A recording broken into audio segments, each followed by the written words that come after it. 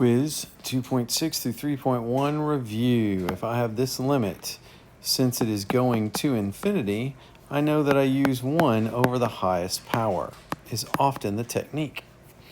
So when I look here, I have a x to the first, and the square root of x squared is also an x to the first, so x is my highest power. So I multiply it by 1 over x divided by 1 over x. That is a well-chosen 1. And so the top, notice how the top ends up becoming this, divided by the bottom is this.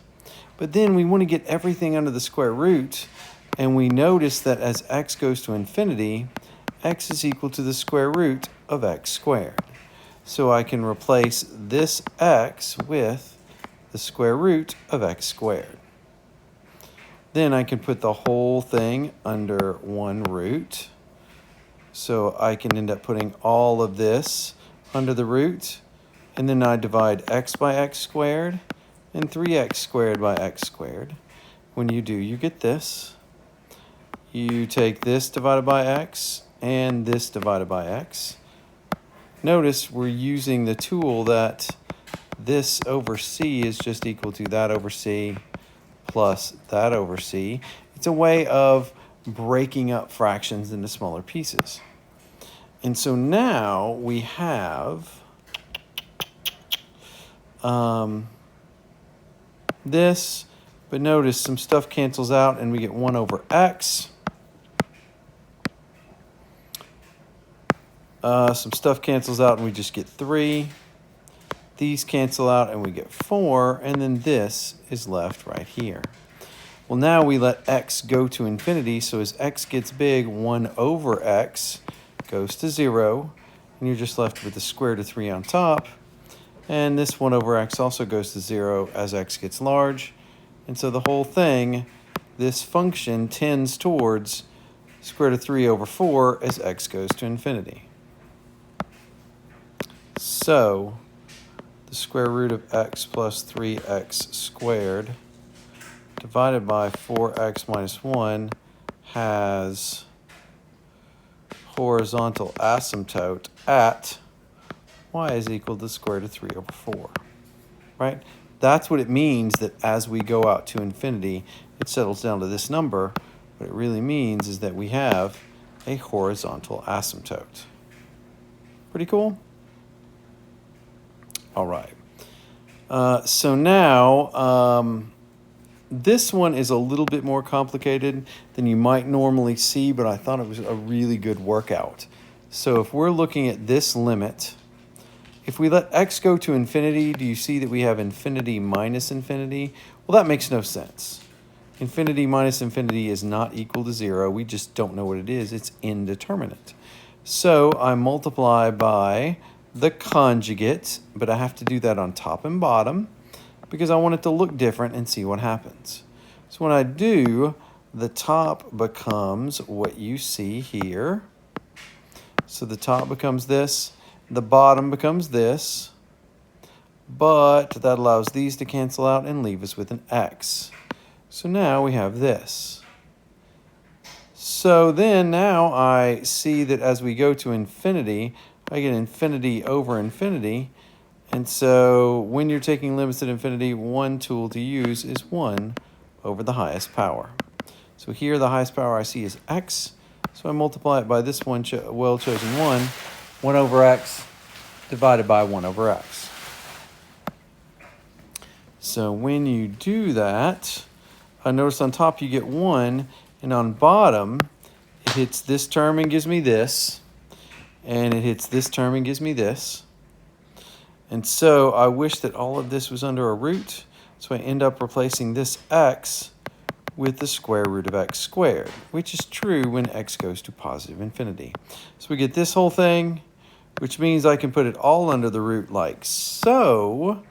And the reason why that's great is now this x over x squared, that just ends up being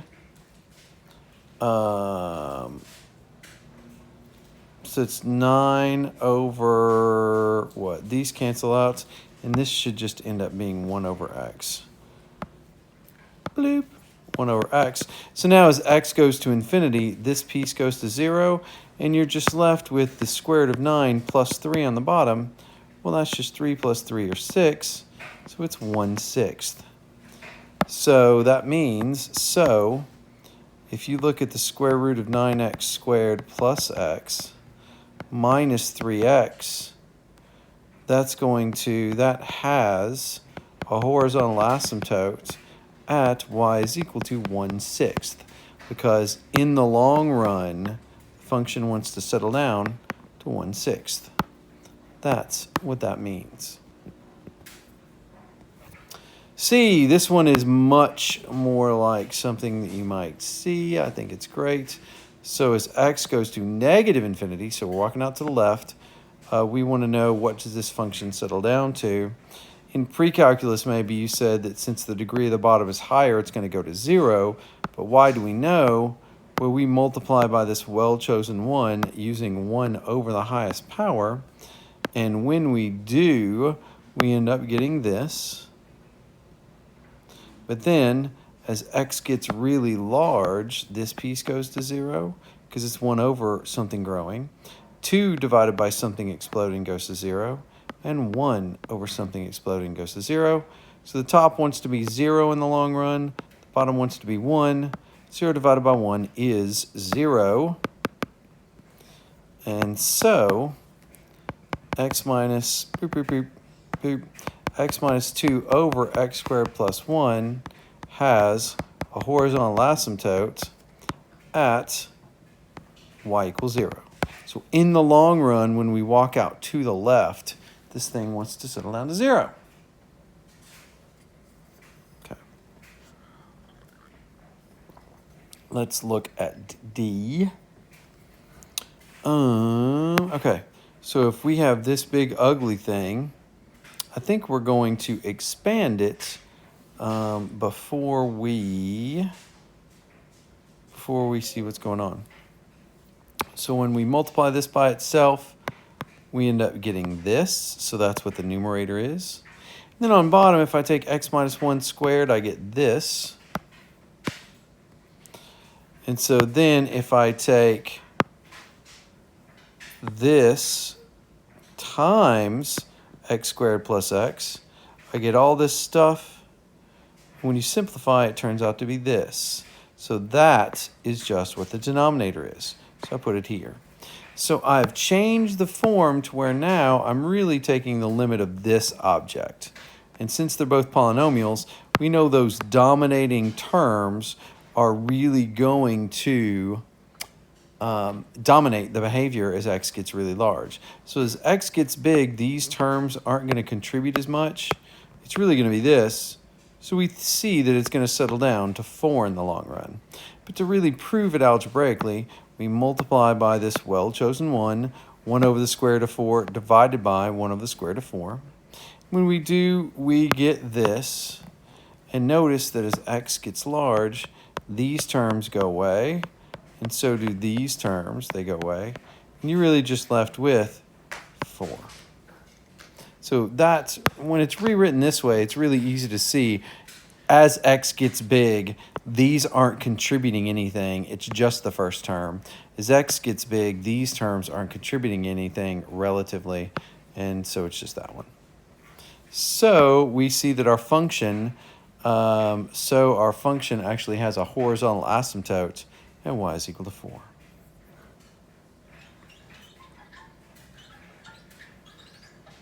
So let's look here.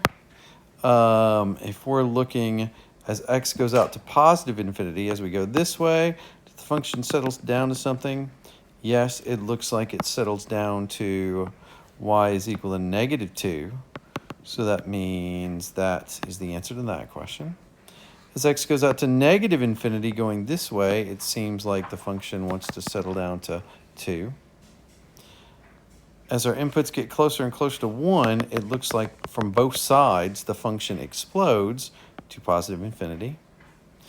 And as we get closer and closer to 1, 2, 3 from both sides, looks like our function explodes down to negative infinity. So what that's really telling you is that you have a horizontal asymptote. Oh, and I wrote it over here. It's telling you that you have a vertical asymptote at 1 and 3 and a horizontal asymptote at y is equal to 2 and y is equal to negative 2. So notice how vertical asymptotes are x equals lines and horizontal asymptotes are y equals lines. Now let's draw some derivatives. So we always want to look for where's the slope of the tangent line 0, because that gives us a 0 on our derivative, and then move slightly away from there.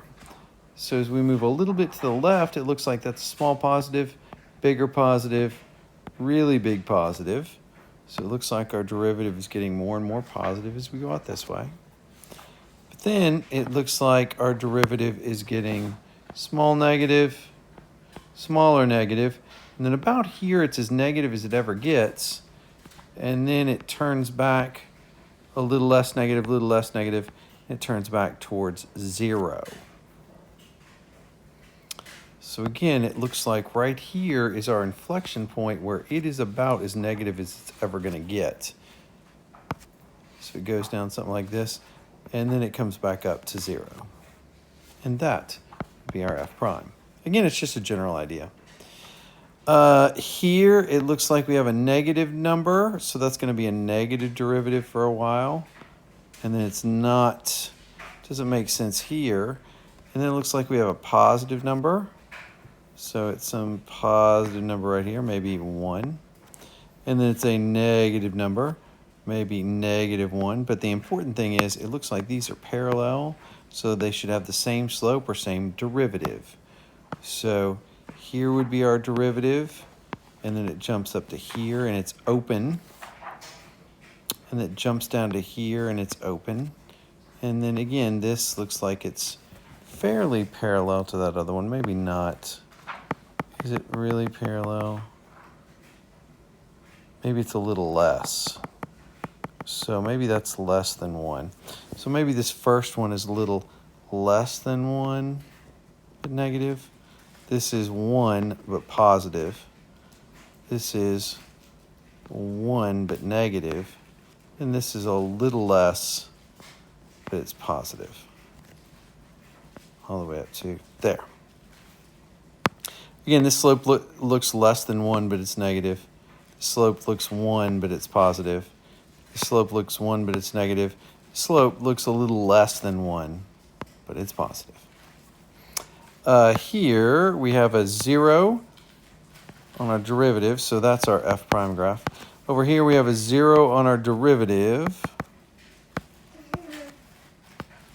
As we go a little bit to the left, it's a little positive, more positive, and then it goes infinite. So it looks like our derivative is a little positive, but it goes infinite. Oh no. Okay. And then as we walk to the right, it's a little negative, but it looks like it goes infinite in the negative direction. So it looks like it probably does something like that. And that would be our f prime for this graph. And then for this one, it looks like we have a 0 here and here, and then a small positive, bigger positive, then it's infinite. So it goes, oh, ooh, yeah. So, and then it looks like it's here, it's a small negative, bigger negative, huge negative. So it looks like it goes, again, it looks like our derivative has a vertical asymptote at 0. So that would be our f prime graph. Okay. Then if you're looking at this function and you tell me to take the derivative using the definition, I'm going to write down the definition first. But then I'm going to come over here to my scratch work and find out what f of x plus h is. That's just your function plugging in x plus h. So this thing is going to be this when you multiply it by itself. Then you're going to have 2 times whatever this is. So how do you expand x plus h? Well, you know you're going to have an x cubed h to the 0 plus x squared h to the 1 plus h squared x plus h cubed. Then to find the coefficients, you use Pascal's triangle where you have 1, 2, 3, 4 terms. 1, 2, 3, 4 means the coefficients are 1, 3, 3, and 1. Remember, another way to do that is simply multiply this by itself 3 times. So then I distribute through my -2 to hit 1, 2, 3, 4 terms. And that's what we get when we expand out our f of x plus h. And so that all goes in here. So it's that big chunk of stuff minus the original f of x all over h. And we see that the 2 red check marks here and here cancel each other out. And the 2 blue check marks here and here cancel each other out. But everything else is left. We're happy because everything on top has an h in it. So if we factor out an h out of everything on the top, and then take this h from the bottom, what we're left with is h over h times this stuff. Well, the great thing is this is equal to 1. Then as h goes to 0, that term goes away, that term goes away, and that term goes away. So we're simply left with this as our derivative, which, using the derivative rules you now know, lets you give another check for that. So here's our f of x, which goes here and here. And there you go. Same sort of deal if I'm trying to find for this function the derivative. I know, maybe I should have written that back here, that the derivative is just equal to this. So back here, maybe remind ourselves the derivative is just equal to that. And so I come over here in my scratch work and find out what this is by plugging in x plus h into everything. So I get this, right? So g of x plus h is just that. So I plug it in here, and g of x is just the same as this. I got it from up here. And so now I have this limit that I need to evaluate. Well, if I let h go to 0, I think you'll see that you get 0 over 0. So we get 0 over 0, which means there's a hole that I have to remove. And then we end up using this conjugate, also called a well-chosen one. It was a good choice. And so when we look at this but have a different middle term, we're using the conjugate of this thing. And when you multiply at the top, you get this. Make sure that you use these brackets. These brackets, which I now show in blue, if you do not have them in there, that will screw you up. Notice that things start canceling out nicely. The x's, so our 9 and our 9 cancel out, and our x and our x cancel out to where we're only left with negative h. If we factor out, I'm almost done, kiddo. Hi.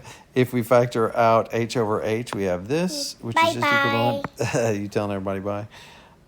So we'd just be left with this. And so that means that if we let h go to 0, this goes away, and you're left with this plus this, which are 2 of them, with a negative 1 in the numerator. Okay? So that is your derivative. That is your slope machine for your original function, square root of 9 minus x. 5, if we were to interpret what's going on, well, if it's asking, is the derivative positive or negative, well, f prime is really just t prime of t. So how does the temperature change with respect to time? In Leibniz notation, that's the temperature changes with respect to time. And so writing it out, it's the change in temperature with respect to time. So we would expect that to be positive because we're putting it in the oven, right? And that's degrees Fahrenheit per minute. Since the temperature increases as time goes by, that's why we think that will be positive. Then, if we want to know what does f prime of 20 mean, well, that's t prime of 20, because the function's name is big T. So the change in temperature with respect to time at the exact moment it's 20 is, again, just the YAM temperature is increasing at a rate of 2 degrees per minute at the exact moment when the YAM has been in the oven for 20 minutes, if you tell me that this is equal to 2 degrees. So they tell you that this is equal to 2 degrees, and when you interpret that, it just means what we have over here on the right. Okay, so for number 6, we're just taking some derivatives. The derivative of a constant is 0. The derivative of a line is just the slope of the line. Then remember, front of the alphabet means they're constants. We just follow Descartes. So the derivative of this is this. Derivative of this is this. And the derivative of CU is just C. So that's kind of hard to read. That is derivative of C times U is just C. Well, then if you ask me to take the derivative of this thing, I'm going to change the form first because at this point we don't know quotient rule, and it actually makes it a lot easier. So first thing we do is we rewrite this as an exponent. Then if we have A plus B over C, we can break it into 2 separate fractions. So that's the rule that we're using from here to here. And then when we divide this out, we get this. And so now that's my function that I want to take the derivative of. So if this is my original function, when I take its derivative, I get this. Why is that? Well, that's because the derivative of this is this. And the derivative of negative 2e to the v is pull out the constant negative 2. And then the derivative of e to the v is e to the v. We rewrite with positive exponents. Lastly, if I have this curve and I want to find the equation of the tangent line at this point, first thing I do is write down the equation first. The equation of a line is this, and I label my x1, y1, which means I can put in my y1 and x1 here and here. Well, then I need to find m. That's really what I'm doing right here. So to find m, that's really just the derivative plug in x1. In other words, the derivative plug in 2. So here's my derivative. We end up getting this for my derivative. So if that's my derivative, if I plug in 2, then I end up getting 1/2. And so that means the slope of my tangent line is 1/2. And the entire tangent line itself is right here. Lastly, when is the slope of the tangent line horizontal? That's the same thing as saying where is the derivative equal to 0. So we take the derivative and set it equal to 0, but to solve that properly, we really want to be careful and get it into a fraction. And then how do I know a fraction is equal to 0? Well, that's if and only if the top is equal to 0. So that's why we get plus or minus square root of 2. Great job. That looks like that's it. And best of luck on the quiz. You will rock it out.